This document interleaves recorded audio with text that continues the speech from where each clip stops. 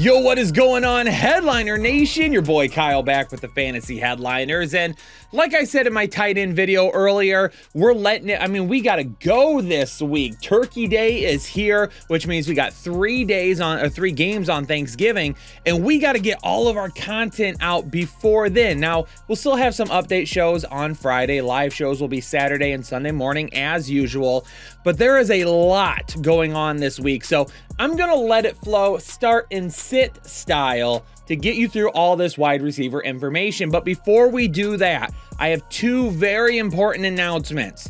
Number one, our 2023 Fantasy Football Draft Guide is available for pre-order and 30% off starting on Black Friday through Monday by using code THANKS22. If you just head out to our website, it will be linked in the description of the video down below.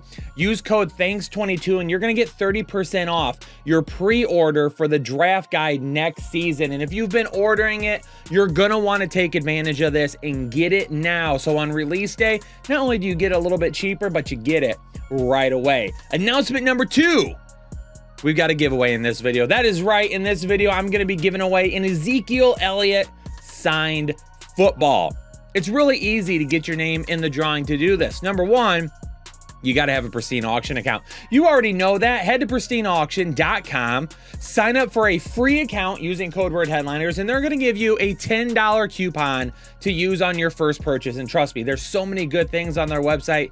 You'll be buying something from there. After you do that, all you got to do is like the video and comment down below, and we're going to pick one comment to give that ball away to next week. So make sure you do that. But like I said, we've got tons that we got to talk about. We're going to do it right now, and we're going to kick it off on Thursday, Thanksgiving Day, with the Bills and the Detroit Lions. Now, Detroit's defense has been playing a little bit better. They still allow the fourth most fantasy points to wide receivers. Plus, they're going to be without Jeff Okudah this week, and he's played really good this season. He's really come to life after that injury and after a poor rookie performance, living up to that draft stock. Good for him, but unfortunately, he's going to be off the field this week. Stephon Diggs gets a perfect 25 score this week. Gabe Davis is going to be a really nice high upside play again.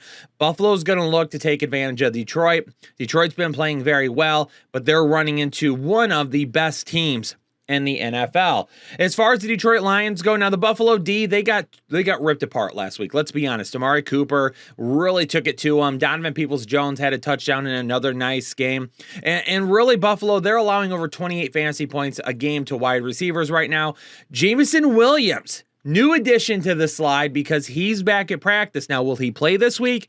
Absolutely not. He's not going to play for a while, but he's back at practice, which is good. I want you all to monitor it. If he's still out there on your waiver wire, snatch him up, put him in your IR spot, and wait for him to come back. As far as the other guys go, Amon-Ra St. Brown is the only one outside of DeAndre Swift and Jamal Williams that I'm really interested in starting in this offense. The offense is playing well, but they love to run the football, and Amon-Ra St. Brown is the main benefactor of the targets.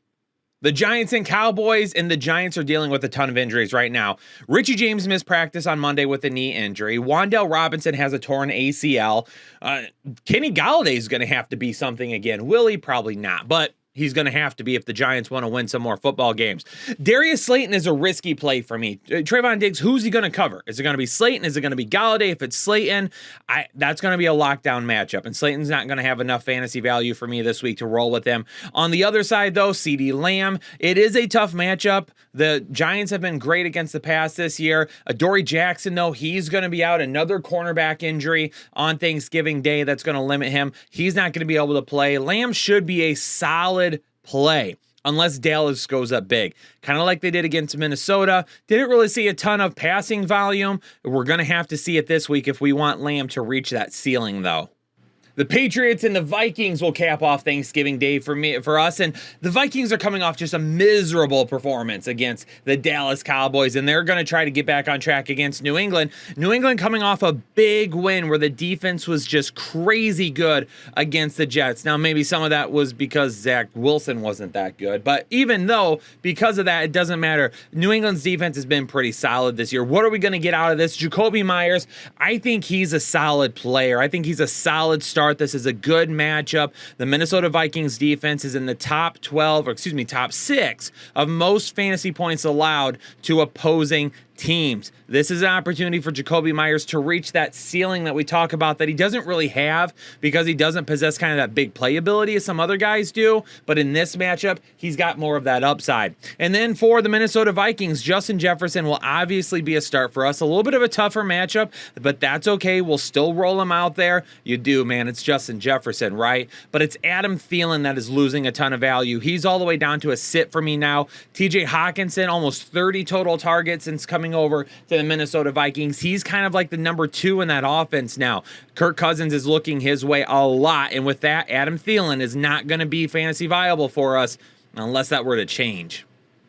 Denver and Carolina, and let's meet in the crap offenses bowl. That's why I'm going to call this game, because neither offense has really done much of anything this season. Starting off with Denver, Courtland Sutton, he is going to be a start again. Barely made it there last week. I know he started slow, ended up just barely getting us to that start mark last week. Might not have Jerry Jeudy again this week, however. So we're going to go back to Courtland Sutton as long as, again, we just get him the targets. Get him some targets, and the dude is going to do what he needs to do. So Jerry Jeudy, if he's out, Courtland Sutton will be in. Here's the thing about Carolina. Number one, right before I started recording, Sam Darnold was announced as the starter. Okay, does that make anything worse? Absolutely not. How could it be worse than what we've seen so far? Does it make it better? I don't know. I mean, again, how could it be worse? So because of that, and in Denver allowing the second fewest fantasy points to wide receivers, even though they've been a little bit more average the last couple of weeks, they've been average. Carolina's been below average. And Sam Darnold hasn't played in a meaningful game in a while, so because of that, I'm going to go ahead and say, let's set these guys, and we'll see what happens in the coming weeks with Sam Darnold at the helm again. Tampa Bay and Cleveland, and there's going to be a ton of matchups here to keep an eye on. We've got Mike Evans, who we're going to be starting. We got Chris Godwin, who we're even going to be starting. Julio Jones, for me, I was hoping he would get a little bit closer to start status, but unfortunately, because he hasn't done a whole lot this year, his production and volume numbers don't quite help us get to 15. And because of that, and because I'm knocking one off for injury, because he's been banged up so much this year, he's not quite start status. But for me, Julio Jones kind of has a floor of like wide receiver 4. So if you start 3 wide receivers in your league, I think you could do a lot worse than Julio Jones. You toss him in there, we're probably talking like a low-end wide receiver 2 upside, wide receiver 4 type of floor. So you can toss him in there if you've got like 3 starting wide receivers. I probably wouldn't flex him over any running backs though. And then for the Cleveland Browns, boy, did they look good. Amari Cooper looked excellent, and he's at home, which a lot of you were telling me, hey, unless he's at home, I'm not starting him. Well, last week was technically a road game, right? That counts. He ended up having a great week last week. We're going to be starting him at home. Donovan Peoples-Jones, wide receiver 30 since week 4, but finally scored a touchdown last week. I mean, really the reason that he isn't any higher than that is because he hasn't been scoring, but he's had good outputs. He's having good yards, 60-plus receiving yards in every game since week 4, several of them over 70 yards. He's actually putting together a decent performance. So again, if you start 3 wide receivers in your league, Donovan Peoples-Jones is an excellent wide receiver 3. Baltimore and Jacksonville, Demarcus Robinson, if you've been watching the waiver wire show, then you may have had him on your team last week. Now, did you start him? That is the question. And as we talk about it here, you notice that he is going to be a sit again. But again, it's kind of the same thing I mentioned with Julio Jones. Production and volume numbers just aren't adding up right now. He hasn't played well enough this season in the games that he has been. One big game. I could see a trend where we start to see a few more of those. So again, these are the guys that if you start 3 wide receivers, I'm looking at these guys to toss into that spot because they have a decent ceiling. And honestly, as a wide receiver 3, their output won't kill you. Demarcus Robinson is actually a little bit better of an option right now than even the Duve, which stinks because I like saying the Duve a lot, and I can't do it now. Christian Kirk, high upside, top 12 potential every single week, the number 1 in the offense, the number 1 for Trevor Lawrence. And then you've got Zay Jones, who really, low ceiling, low floor type of play. Not a guy that's really going to do a whole lot of anything, but he is a start because of just what he gets for targets. He is target dependent, but if he gets enough targets, he gets you enough points. Houston, Miami, and we saw a little bit of life from Brandon Cooks last week. Will it continue, though? Going up against Miami, maybe or maybe not. This is a little bit of a crapshoot. The one thing we know about Miami, they're going to put some points up on the board, and that's why even with Houston allowing the 6th fewest fantasy points to wide receivers, mainly because teams run against them so much, the Dolphins aren't going to be running it that much, right? They are going to be, boom, pedal to the metal. That's the way they play. Coming off the bye week, they're going to be throwing it around. They're going to have more than enough in terms of passing yards and passing attempts. Yep, Jeff Wilson Jr. is going to get enough. Raheem Mostert's going to get enough. They're going to run the football a little bit, but they're going to look to get out on Houston pretty big to start with. If that happens, that's where Brandon Cooks would need to go. If Brandon Cooks finds himself in a negative game script, then maybe he gets enough targets, but unfortunately, even with a better week last week, it's not enough for me to toss him in. Chicago and the New York Jets, and for the Chicago Bears, as of right now, it doesn't even look like Justin Fields can play this week. So that's going to take away a lot of what they've been doing well lately. And it is a tough matchup. The 5th fewest fantasy points allowed to wide receivers is from the New York Jets this year. I'm sitting Chase Claypool. I'm sitting Darnell Mooney. There's just not enough upside with a tough matchup and your starter being out as well. For the New York Jets, though, it's kind of the same thing. We don't know who's going to start. After the game on Sunday, Robert Saleh basically said, yeah, we're sticking with Zach Wilson. And then on Monday, he comes out and says, well, we'll see what happens. We'll see what happens come next Sunday. Zach Wilson might not even be starting, which honestly, that's kind of exciting because Joe Flacco has offered more fantasy viable performances from these guys than what Zach Wilson has. So keep an eye on it. If it's Zach Wilson that ends up starting, I know Tyler Conklin will be a start, but will Garrett Wilson make it there? Cincinnati and Tennessee, and even with Jamar Chase working his way back to practice, I don't think he's playing this week. And that's why we're going to go with T. Higgins and Tyler Boyd. And I know a lot of people are frustrated with Tyler Boyd. No Jamar Chase the last couple of weeks and really down performances. But Tennessee gives up a lot of fantasy points, top 6 in most fantasy points allowed to opposing wide receivers. So we know the opportunity is going to be there. And one of the reasons why I've got to go back to Tyler Boyd. Also, I mentioned it in the tight end video as well. I don't know about Joe Mixon. Joe Mixon has seen a decent amount of targets this year. Will all of those just go to Samaje Perine? Probably not, which means there could be 4 or 5 targets left over that could kick over to Boyd or Higgins. So I am going to go back to Boyd this week, and hopefully he finds the end zone or at least has a really good game. And keep in mind, too, he had 7 targets last week. Unfortunately, only 2 of them were hauled in. For Tennessee, I mean, Treylon Burks is coming off a big Thursday night game, and it was against a tough defense. Green Bay is tough against the pass. But I can't do it this week. 8th fewest fantasy points allowed to wide receivers on the Cincinnati side. Burks is coming off the big game, but listen, I gotta see it. He's not a big enough name. He doesn't have a long enough track record for me to just see one performance and be like, yep, I'm back on board. I want to see some consistency out of him and the offense as a whole. Atlanta and Washington, and congratulations to Drake London. You make it back to being a start this week. Yeah, maybe you only had 1 catch for 2 yards and a touchdown last week, and maybe that wasn't even enough points to be considered a start. But with that being said, we've lost Kyle Pitts. You're starting to warm up a little bit, and going up against Washington, it's a fairly decent matchup. Let's go back to Drake London this week, and again, touchdown potential is really what could end up saving him. And then for Washington Commanders, Terry McLaurin. I mean, Atlanta allows the 2nd most fantasy points to wide receivers. So we've got the good matchup. McLaurin has 7+ targets in every game since week 7. So we've got the volume. He's the favorite wide receiver of the quarterback, Taylor Heineke. Boom, right there. That has start written all over it. And Curtis Samuel, yes, he's been a little bit off the board lately. He hasn't given us the same amount of value the last few weeks as he did to begin the season, but that's all right. We're still going to start him this week. This matchup is just way too juicy. The Chargers and Cardinals, and there's a lot of talent in this game. Unfortunately, a lot of them are going to be hurt. You hate to see it. Keenan Allen back last week and healthy. He had a good game. We're going to put him back as a start. Josh Palmer, I'm going off the opinion right now that Mike Williams doesn't play this week. So Allen will be a start, and with no Mike Williams, so would Josh Palmer. Huge game last week. But if we know in advance that Mike Williams won't be playing, it makes that call a lot easier. Also, we're keeping an eye on Gerald Everett. If there's no Gerald Everett either, yeah, Palmer 100%. We got to roll him back out there. Mike Williams' injury is not expected to be significant, but we're we're going to have to wait and see on that one. On the other side of the ball for Arizona, we're probably going to be missing Rondell Moore, and we might be missing Marquise Brown again, which would make DeAndre Hopkins is the only start. Now, if Marquise Brown does play this week and Rondell Moore is out, Hopkins and Brown will both be starts. But I have got to wait and see if Brown will make it into the game this week. So keep an eye on the rankings videos, keep an eye on our updates on Fridays, and more importantly, make sure you come back to the live shows on Saturday and Sunday until we know more.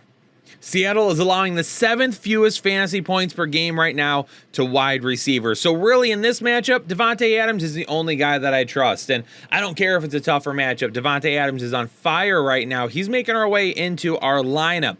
And DK Metcalf continues to be a safe start while Tyler Lockett continues to have more upside. Now, Tyler Lockett has moved up into the wide receiver 1 range while DK Metcalf kind of mid wide receiver 2.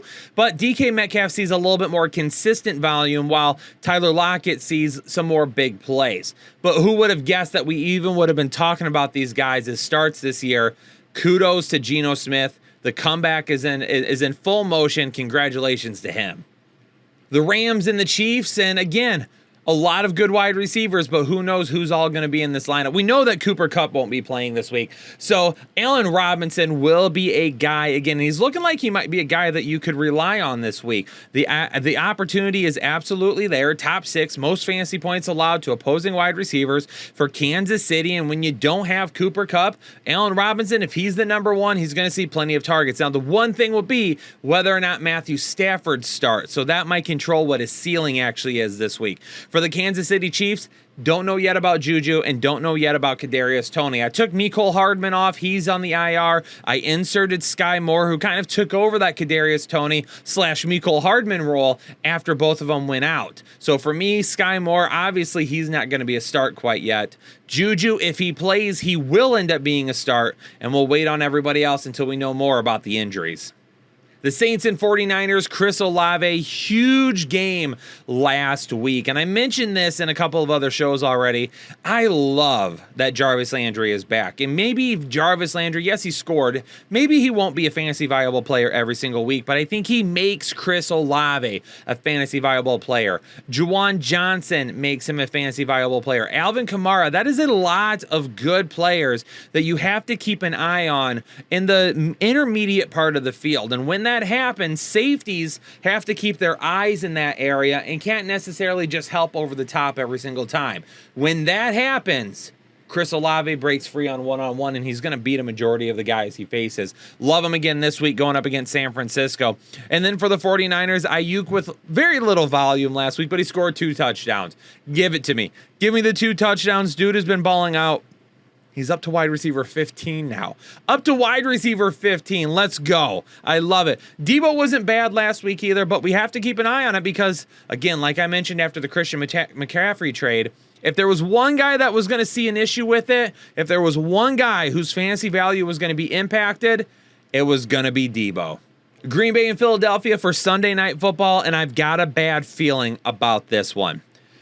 If you own Christian Watson, you're going to play him. It doesn't matter what I say here because you already know in your mind if you own Christian Watson, a guy that's got 5 touchdowns over his last 2 games, you're going to play him here.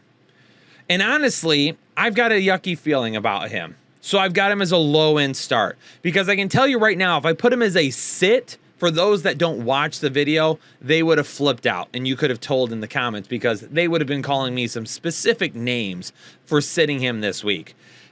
I get it. And that's why I'm going to leave him as a start because of how hot he is. 5 touchdowns in 2 games is amazing. But 5 touchdowns in 2 games also provides unrealistic expectations for fantasy owners that don't tend to look at everything. His 3 touchdowns a couple of weeks ago were great, and they helped propel an awesome day, but it was big plays that kind of helped propel him. Last week, he scored 2 touchdowns, one of which was on a big play just lobbed down the field from Aaron Rodgers because he had a free play. That might not happen if they don't jump off sides. So there's some unrealistic expectations that if people start Christian Watson, that they're going to get wide receiver 1 type numbers. If he regresses in the touchdown department in a tough matchup against the Philadelphia Eagles, it's going to hurt some people. Me personally, I see the floor is about 6 targets, 5 receptions, 60 to 70 receiving yards, which isn't bad. But if you're putting him in your lineup expecting wide receiver 1 numbers, it's going to hurt. And that's why I've got Allen Lazard here as well, because I feel like Christian Watson is going to get some Darius Slay and get some extra attention this week. And by the way, the defensive line that's been rebuilt by the Philadelphia Eagles, they might be getting after Aaron Rodgers a little bit. I don't love this game for Green Bay. I am worried about it for the wide receivers. For the Philadelphia Eagles, no Goddard, so we're going back to Devontae Smith. This continues to be an offense that, while good, it's not making the wide receivers consistent. They're inconsistent on a weekly basis. I mean, Brown has barely over 100 yards in his last 3 games combined. But his volume is there, and he's had such huge games so far this season. His production is there. This game, overall, with everybody, feels like a trap to me. This feels like a trap game. It feels like a game that is going to be very defensive oriented, and it feels like a game that's going to let fantasy owners down. You couldn't get more polar opposite than Pittsburgh and Indianapolis on Monday Night Football. Why is that? Well, that's because Pittsburgh allows the most fantasy points to opposing wide receivers. Indianapolis allows the fewest fantasy points to wide receivers. In all my time doing start and sit videos, I don't remember a matchup where the number 1 team, the number 1 defense in giving up points, went against the number 32 team in terms of giving up. Like, I don't remember seeing that. It's funny to see. This is a tough matchup. Deontay Johnson, no. Like, I left him outside my top 36 last week. And there was a lot of people, like Deontay Johnson truthers are a special breed of truthers. They love Deontay Johnson. And I think he is a good wide receiver, don't get me wrong. He's not a good wide receiver this year. He hasn't done anything. I'm not putting him back inside my top 36 until he starts to do something more. And in a tough game like this, I'm surely not going to put him as a start. George Pickens, I'm a little bit closer to putting as a start. But again, it's a tougher matchup, and he's very touchdown dependent. So for me, I don't know if I go with either of these guys this week. I kind of want my matchups to be done before Monday Night Football. Unless you own Paris Campbell and Michael Pittman. They've got a much, much better matchup. And since Jeff Saturday took over, this offense looks completely different.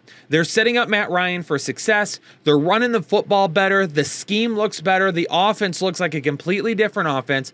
Nothing against Frank Wright. Frank Wright, I believe, is a truly good football coach. Jim Irsay, unfortunately, I think pushed him out the door on purpose, because Jim Irsay is a guy that doesn't sit around and wait for anything. Frank Wright is going to make his way back to the coaching ranks at some point, and he's going to be a very good coach. This, unfortunately, was not it. There was a lot of different things at play. Now that we've got Jeff Saturday there, they've gotten back to basics with running the football, putting the guys in good positions to win, relying on their star power, and that is going to help them cruise to a victory over Pittsburgh. And I believe Paris Campbell and Michael Pittman are both going to be big parts of that. Ladies and gentlemen, there you have it. Don't forget, Black Friday through Monday. Code word THANKS22 on our website. Description down below. Pre-order your 2023 Fantasy Football Draft Guide for 30% off. You got to sign up for that Zeke Elliott football as well. The autographed Zeke Elliott football. Head over to Pristine Auction, create a free account, code word headliners. Make sure you get your $10 coupon, spend it, and then comment on this video. But ladies and gentlemen, I'm going to get out of here. I was going to say happy Thanksgiving, but you guys will see me prior. You guys will see me prior to that on the rankings episode. So I'll see you then. Peace out. Stay safe and healthy. And I'll catch you all in the next episode of the Fantasy Headliners.